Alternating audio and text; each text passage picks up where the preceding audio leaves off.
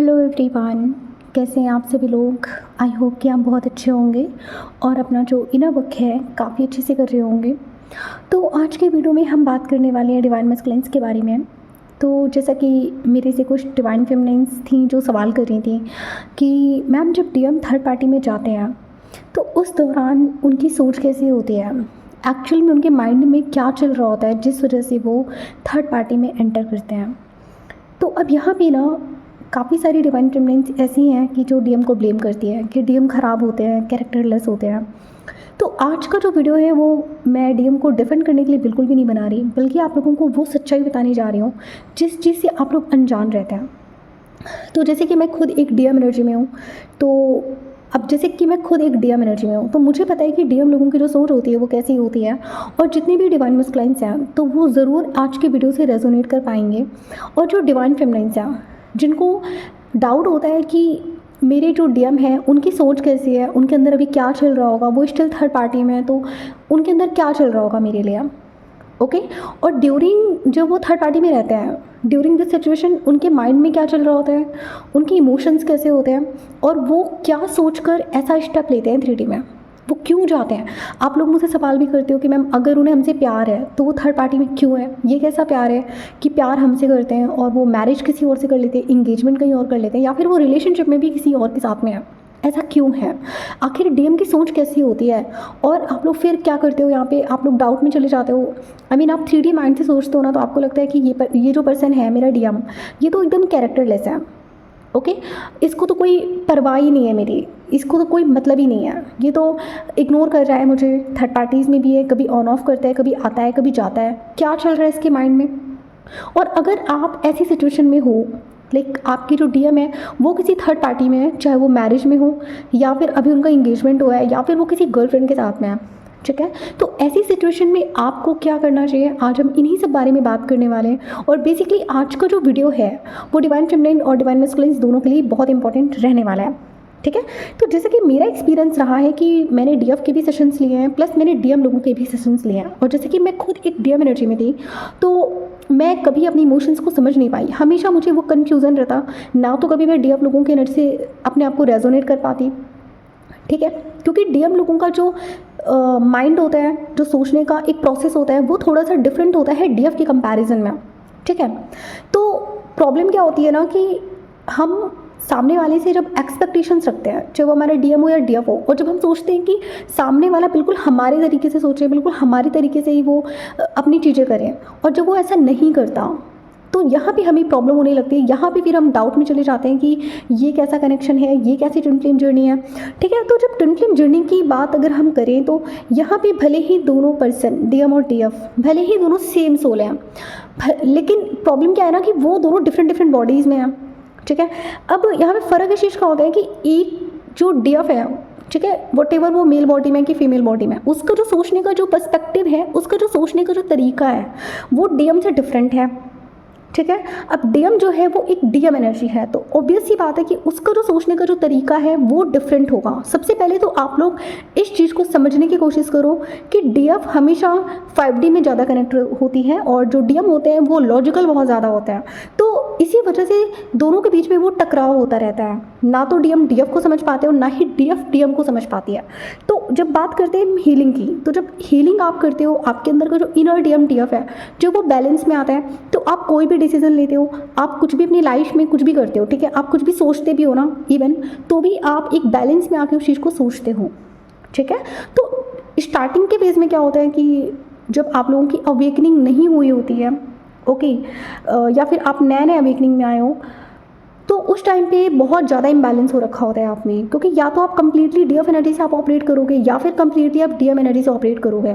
तो जब दोनों ही लोगों में वो एनर्जी इनकम्प्लीट है, डीएम में डीएफ एनर्जी इम्बैलेंस है और डीएफ में डीएम एनर्जी इम्बैलेंस है, तो जब तक वो एनर्जी आप दोनों के अंदर बैलेंस में नहीं आएगी, जब तक आप दोनों अपने अपने अंदर के इनर डीएम डीएफ को बैलेंस नहीं करोगे, तब तक ये सिचुएशन यहाँ पे ख़त्म नहीं होने वाली है, ठीक है। तो आज हम बात करने वाले थे कि डीएम का नज़रिया कैसा होता है जब वो किसी थर्ड पार्टी में जाते हैं, आखिर डीएम ऐसे क्यों जाते हैं, ठीक है।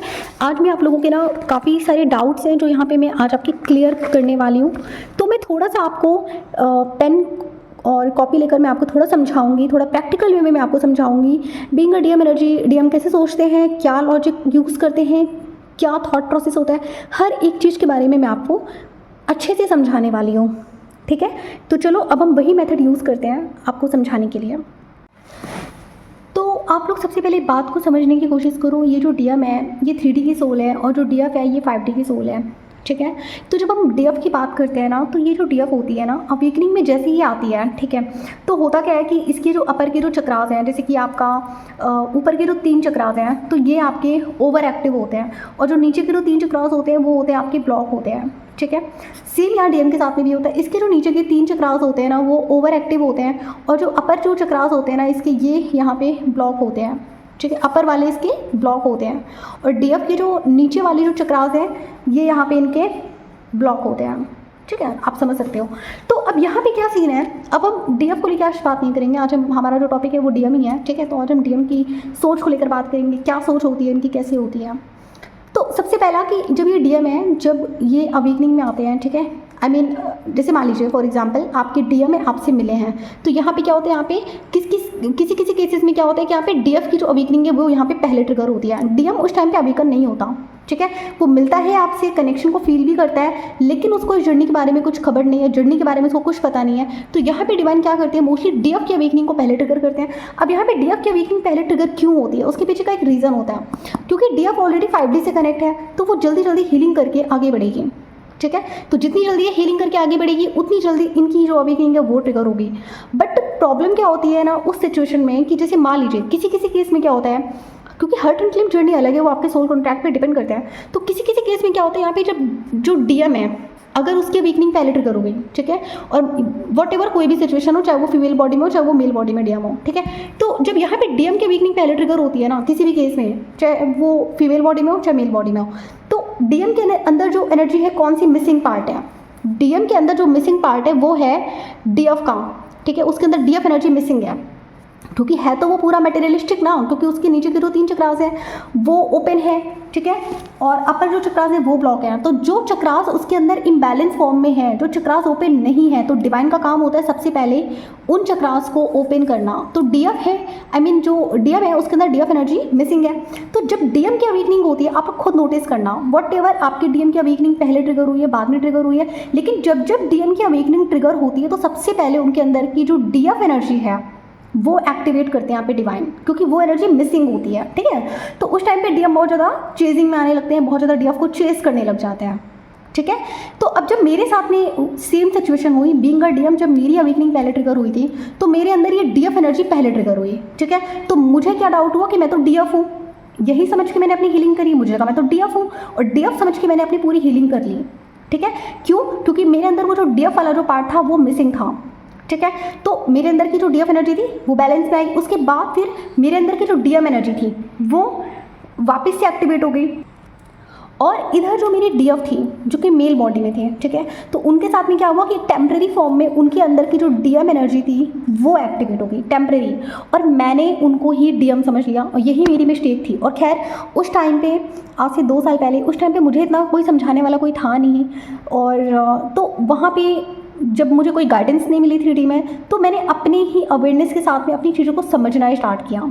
ठीक है, तो अब यहाँ पे क्या था कि जो डीएम, जैसे कि डीएम है, अगर उनकी अवेकनिंग पहले ट्रिगर हुई है, ठीक है, तो यहाँ पे बहुत प्रॉब्लम वाली सिचुएशन हो जाती है। इस केस में ना बहुत प्रॉब्लम सिचुएशन हो जाती है जहाँ पे डीएम की अवेकनिंग पहले ट्रिगर हो जाती है।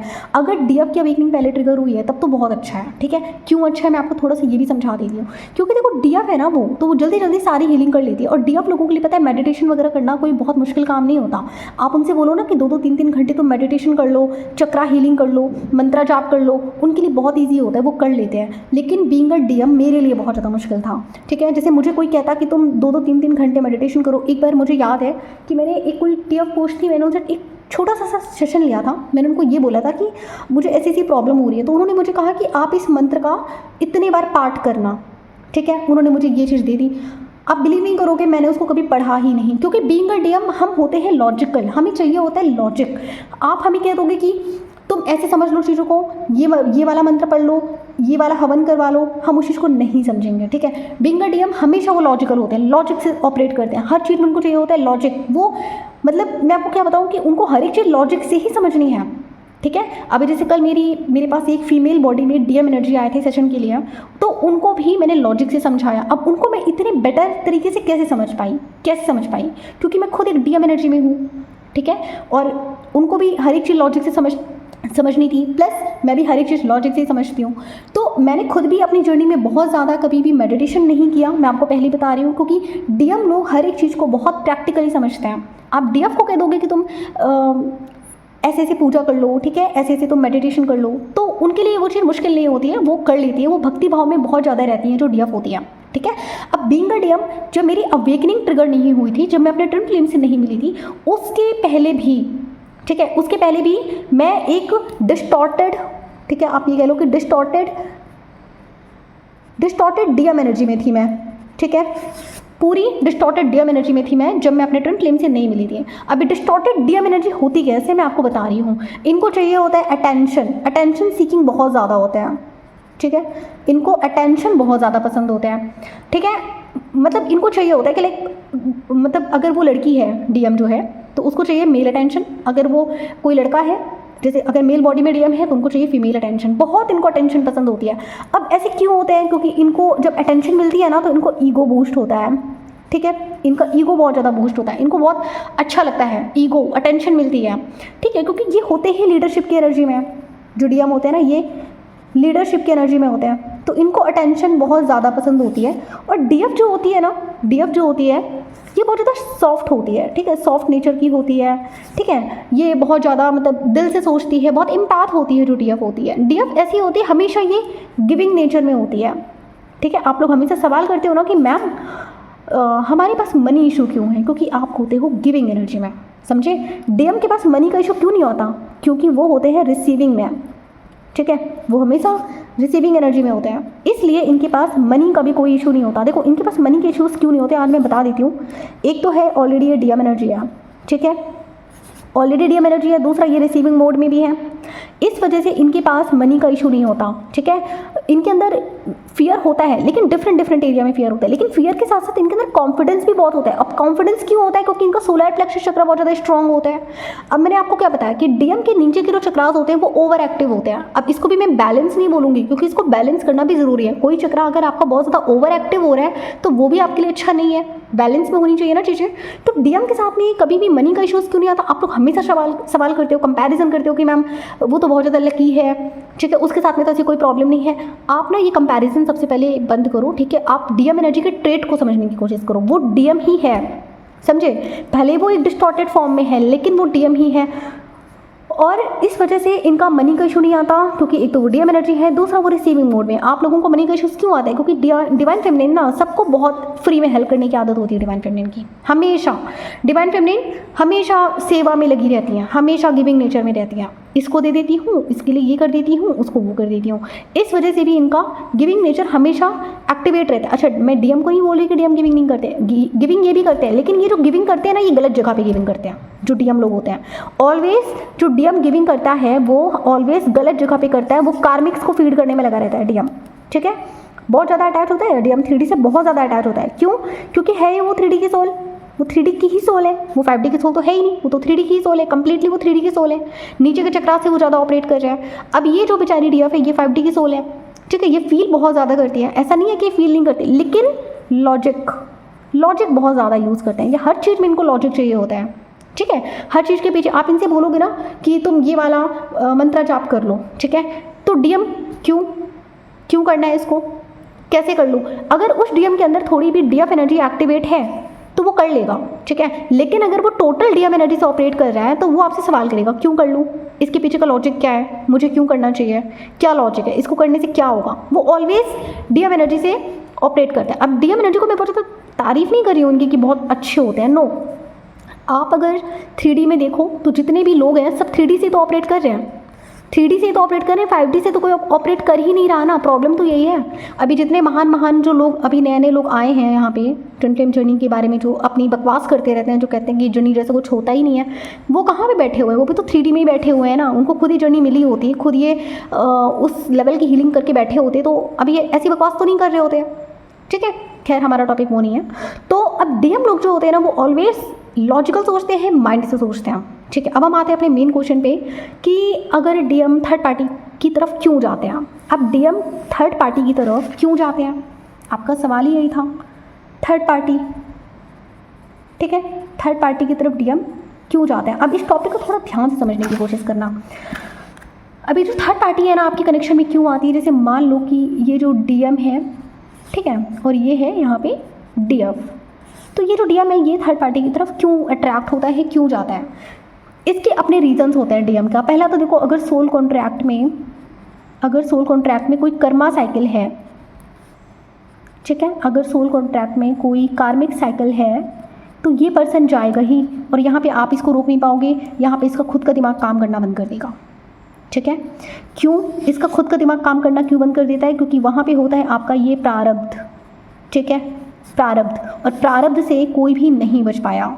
समझ गए, इसको ब्लेम मत करो, इसमें आप इसकी गलती नहीं है। आप लोग खुद सोल कॉन्ट्रैक्ट में लिखवा कर लाए थे कि ठीक है इतनी कर्मा साइकिल तुम्हारी है, इसको तुम हिल करना, इसको मैं हिल करूँगा। आप लोगों को पता है प्रॉब्लम क्यों होती है डीएम से, क्योंकि आप लोग ना उसको एक अलग बॉडी में देखते हो। सबसे पहला आपको लगता है कि वो मेरा एक रोमांटिक कनेक्शन है, आप उसको कभी भी सेम सोल के नज़र से देखते नहीं हो। आप एक बार उसको ऐसे देखना स्टार्ट करो कि ये जो अनदर बॉडी में जो डीएम है ना, ये कोई और नहीं है, ये मैं ही हूँ। ये और मैं अलग नहीं है, हम दोनों एक ही हैं। मैं ही हूँ जो डिफरेंट बॉडी में है और वो अपनी कर्मा साइकिल को हील करें।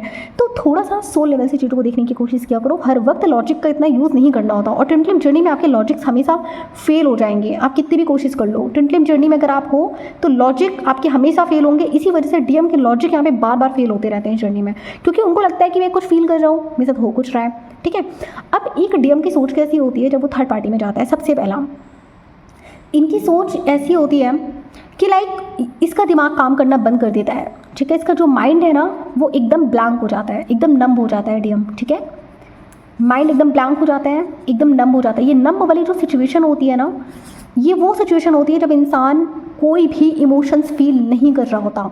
आप ये कह लो कि वो एक मिट्टी का पुतला बन जाता है।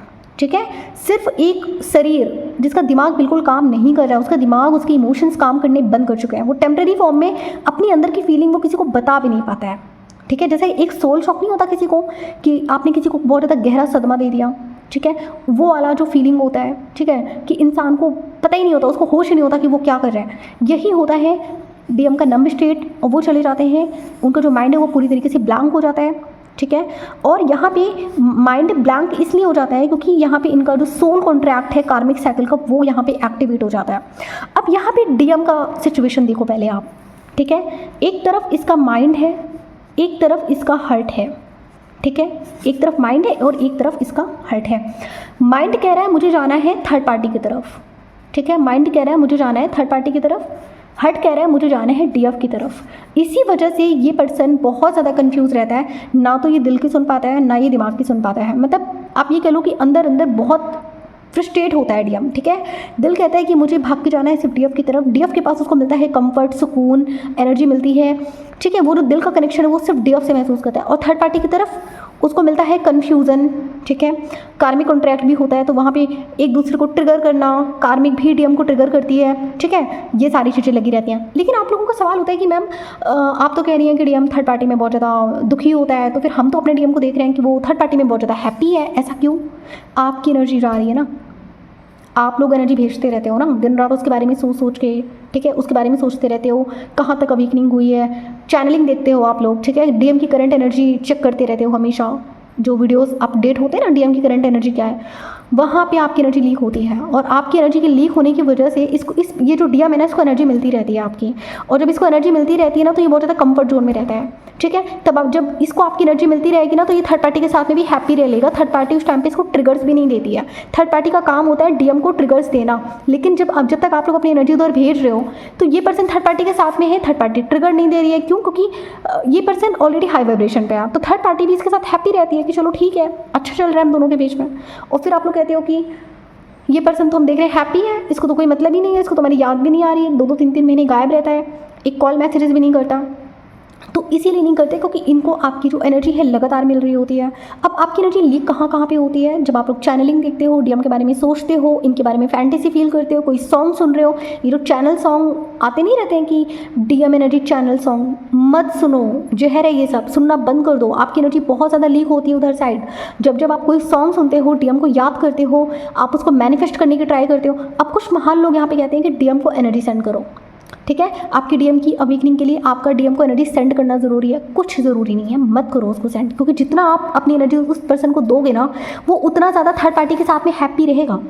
फिर आप लोग कहते हो कि मैम 2 साल हो गए, साइलेंस चल रहा है सब कुछ, 6 महीना हो गया, डीएम का कोई कॉल मैसेज नहीं आ रहा, डीएम हैप्पी है, ठीक है, बहुत ज़्यादा हैप्पी है, वो खुश है, उसको तो हमारी ज़रूरत ही नहीं है, इसीलिए उसको ज़रूरत नहीं पड़ती है। अब जब ये डीएम थर्ड पार्टी में जाता है ना, तो इसको पता है एक पुल फील हो रहा होता है थर्ड पार्टी के लिए। आज मैं आपको रियलिटी बताती हूँ कि डीएम की सोच एक्चुअल में कैसी होती है। इस पर्सन को थर्ड पार्टी के लिए पुल फील हो रहा होता है, ये चाहता नहीं है उधर जाना, लेकिन इसको एक अट्रैक्शन फील हो रहा होता है, ठीक है। अब जैसे कि मैं यहाँ पे ना आपको थोड़ा सा अपना पर्सनल एक्सपीरियंस बताऊँगी, क्योंकि मतलब मुझे ओपनली यहाँ पे शेयर करना पड़ जाता है, कुछ चीज़ें मुझे ओपनली शेयर करनी पड़ती हैं, ठीक है। अब आप लोग यहाँ जजमेंट में मत आना, ठीक है, ये सिर्फ इन्फॉर्मेशन के लिए है, नॉलेज के लिए है। अदरवाइज़ मुझे कोई शौक नहीं है कि मैं यूट्यूब जैसे इतने बड़े प्लेटफॉर्म में मैं अपनी पर्सनल जर्नी यहाँ पे खुलेआम आप लोगों को बताऊँ। मैं सिर्फ एक्सप्लेन कर रही हूँ ताकि आप लोग डायनेमिक को समझने की कोशिश करो। जब मैं अपनी हीलिंग में थी, ठीक है, मैंने अपनी काफ़ी हीलिंग कंप्लीट कर ली थी और मैं अपनी सारी कार्मिक साइकिल को क्लियर अप कर रही थी, और मेरे जितने भी कार्मिक साइकिल थे सब 3D के थे। मैं आपको ये भी बता देती हूँ, सब 3D बेस्ड थे सारे कार्मिक साइकिल मेरे, ठीक है, चाहे वो मेरे दोस्त हों, चाहे वो मेरी फैमिली मेम्बर्स हो, कुछ भी हो, सब कुछ मेरा 3D बेस्ड था। अब क्या होता है कि जब मैंने अपनी हीलिंग 90 नहीं बोलूँगी, शायद 80% ही मैंने अपनी कर्मा साइकिल कंप्लीट कर ली थी। तो अब जब मैंने इतनी अपनी कर्मा साइकिल कंप्लीट कर ली, तो मेरी लाइफ में मेरा जो एक्स पार्टनर था, जिसके साथ मेरा 4 साल का रिलेशनशिप था, वो भी मेरे ट्विन फ्लेम के आने से पहले से हमारा रिलेशनशिप था, और ट्विन फ्लेम के आने के जस्ट पहले हमारा रिलेशनशिप ब्रेक हो चुका था, ठीक है। तो मैंने क्या देखा कि वो पर्सन वापस से मेरी लाइफ में एंट्री लेने की कोशिश कर रहा है, ठीक है। स्टार्टिंग में तो मुझे कोई गाइडेंस कहीं से मिल नहीं रही थी, क्योंकि यहाँ पे इतने सारे लोग जज करने वाले बैठे हैं कि अगर आप किसी भी टीएफ कोच के पास आप जाओगे भी तो वो आपको जज करने लग जाते हैं, अरे तुम ही खराब हो, तुम्हारे अंदर ही कमी है ना। कोई समझने वाला नहीं था यहाँ पे।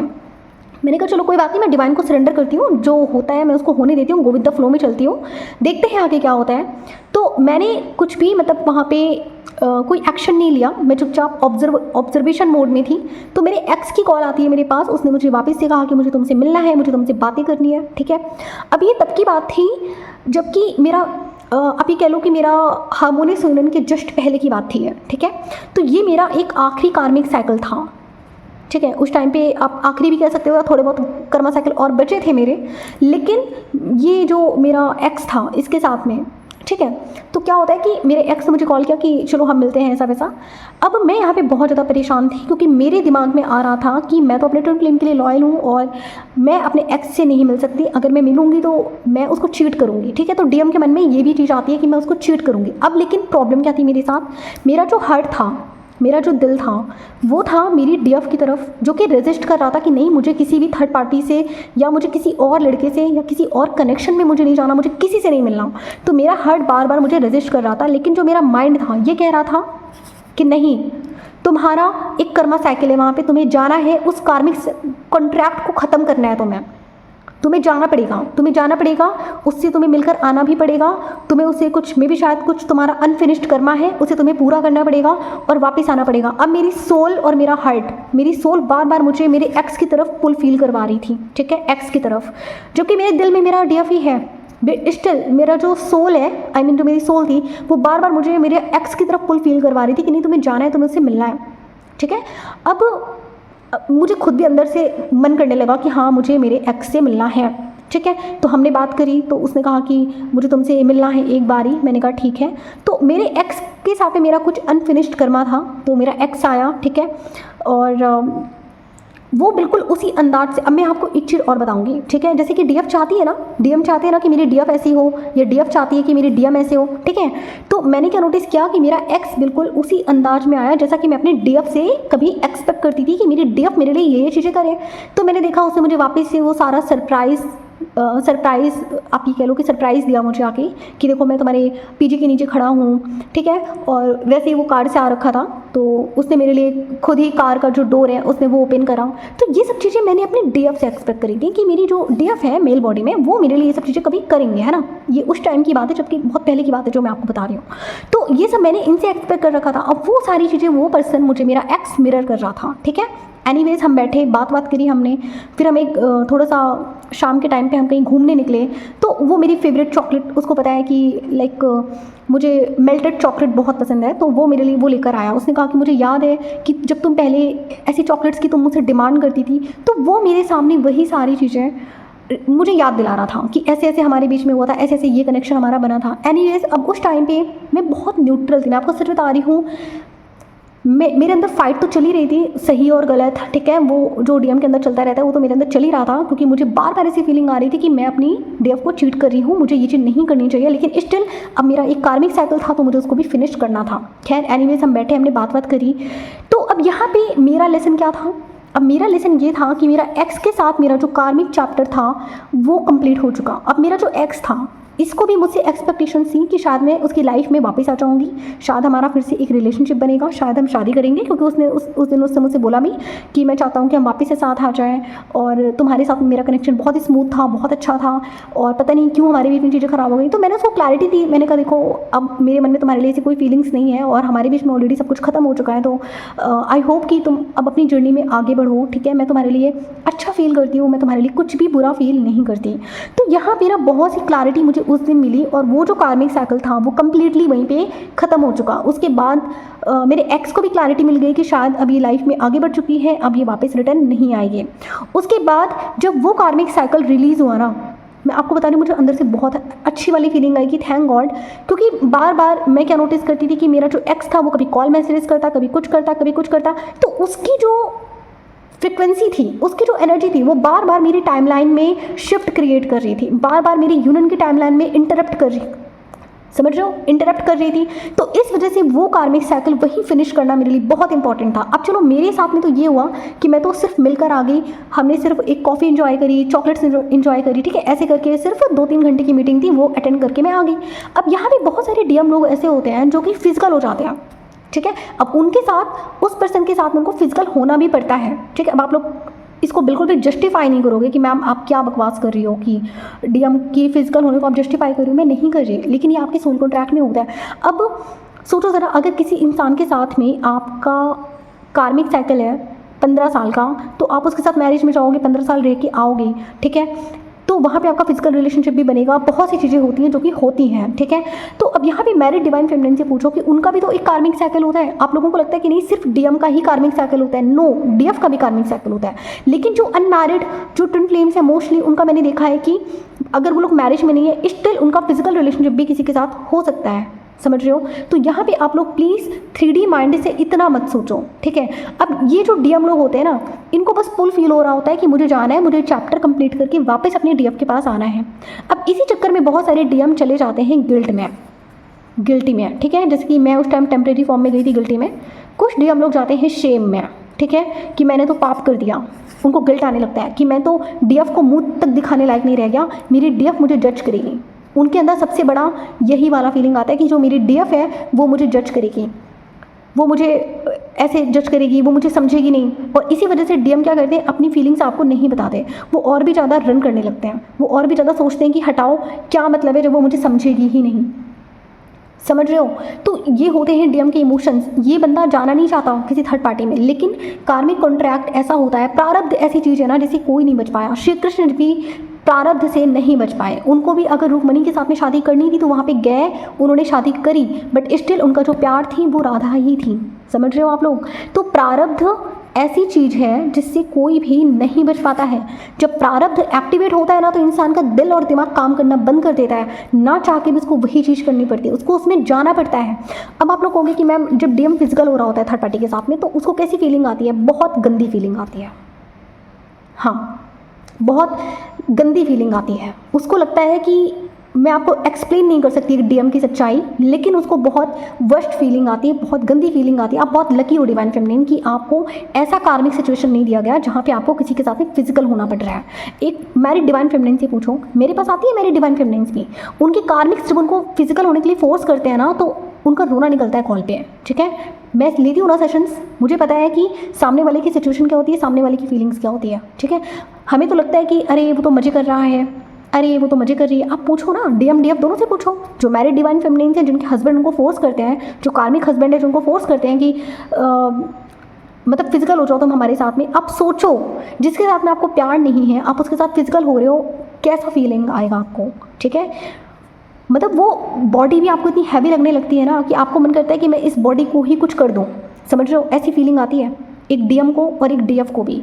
तो जो डीएफ है, ठीक है, क्योंकि इनको एक्चुअल में होता क्या है ना कि ये जो पुल फील करते हैं ये सिर्फ अपने ट्विन फ्लेम के लिए करते हैं। जो फीलिंग इनको एक्चुअल में आ रही होती है वो अपने ट्विन फ्लेम के लिए आ रही होती है। बाकी तो सब इनका एक कार्मिक कॉन्ट्रैक्ट ही है, एक कर्मा साइकिल ही है, जहाँ पे जाते हैं फिजिकल होकर आते हैं, कुछ मैरिज में जाते हैं, ठीक है। सबका अपना अलग अलग सिचुएशन हो सकता है।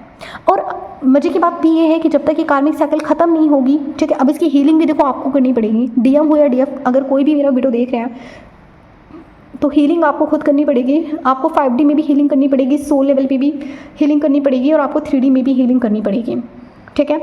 तो यहाँ पे आप लोग ये मत समझा करो, अपने दिमाग से निकालो कि वो पर्सन बहुत मज़े में है, नहीं है वो मज़े में। उसकी लाइफ में भी अलग टेंशन है, वो मज़े में नहीं है, वो भी अपनी कार्मिक साइकिल में घिरा हुआ है, उसको भी अपनी सारी कर्म साइकिल को क्लियर अप करना है, ठीक है।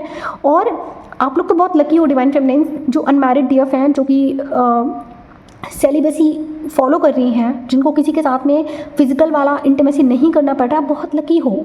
कम से कम आप लोग इस लेवल पे आपको मतलब वो कर्मा साइकिल नहीं जीना पड़ रहा है। एक डीएम से जाके पूछो, चाहे वो फीमेल बॉडी में हो चाहे मेल बॉडी में हो, उसकी आत्मा से पूछो कि उसको रेप जैसी फीलिंग आती है कि मतलब मेरे साथ ये सब चीज़ें हो रही हैं, लेकिन वो बेचारा उसमें कुछ नहीं कर सकता क्योंकि वो उसके प्रारब्ध में है, वो उसके सोल कॉन्ट्रैक्ट में है। और आप लोग बात करते हो ना कि अरे मैम ये प्रारब्ध क्या है, प्रारब्ध वही है जो भगवान श्री कृष्ण को भी महसूस करना पड़ा, उनको भी जीना पड़ा।